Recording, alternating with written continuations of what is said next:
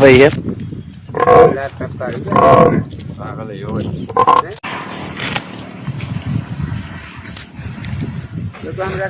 बहुत जबरदस्त। તો દર્શક મિત્રો અત્યારે સૌથી પહેલા વાત કરવામાં આવે તો ભાઈ તમે એકવાર 2 મિનિટ નીકાળી અને આ વિડીયો ચોક્કસપણે જોઈ લેજો કેમ કે મારા ભાઈઓ અત્યારે તમે ભેંસ જુઓ ભાઈ કે આ ભેંસને અચાનક હડકવો ઉપડી ગયો એટલે કે આ ભેંસ હડકાઈ થઈ ગઈ ભાઈ અને ત્યારબાદ તમે આ ઝાડ જુઓ કે ઝાડની શું હાલત થઈ ઝાડને શીંગડા મારી મારી અને આખું ઝાડ તોડી અને આખા ગામની અંદર જે આ ભેંસે કર્યું ભાઈ એ જોઈને કાયદેસર મિત્રો તમારા પગ નીચેથી આખી જમીન સરકી જશે ભાઈ કે આખરે ભેંસે આવું કરી નાખ્યું। જે હા મિત્રો અત્યારે વાત કરવામાં આવે તો હાલ તમે આ લીમડાની હાલત જુઓ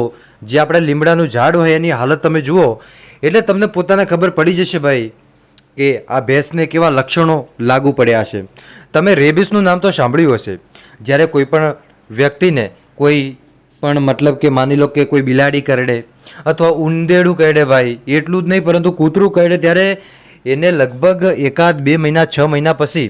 એને રેબિસ થઈ જાય જો ઇન્જેક્શન ન લીધું હોય તો। હવે તમને ખબર હોય કે માણસ હોય એટલે એ તો ઇન્જેક્શન લઈ લે પરંતુ ભેંસ તો રાતે એમને બેઠી હોય અને કૂતરા અડીને જતા રહે હોય તો કોઈને ખબર પણ ન પડે કે આપણી ભેંસને કૂતરા અડીને જતા રહે ત્યારબાદ ભેંસને આવા લક્ષણો લાગુ પડે આપણે ડૉક્ટરને બોલાવીએ ત્યારે ડૉક્ટર એમ કહે કે રેબિસ થઈ ગયો તો આપણે ખાસ કરીને સાવધાની શું રાખવાની છે ભાઈ એના વિશે પહેલાં વાત કરી દઈએ તો તમારા ખેતર અથવા તમારા વાડાની આજુબાજુ ભાઈ કંઈક વાડ કરી નાખવી જેથી કરીને ભેંસો સુરક્ષિત રહે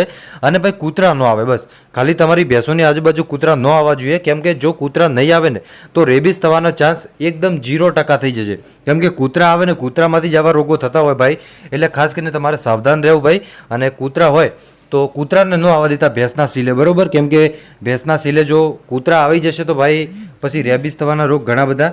વધી જાય ભાઈ। બસ આજ માટે દર્શક મિત્રો આપણે આટલું જ રાખીએ।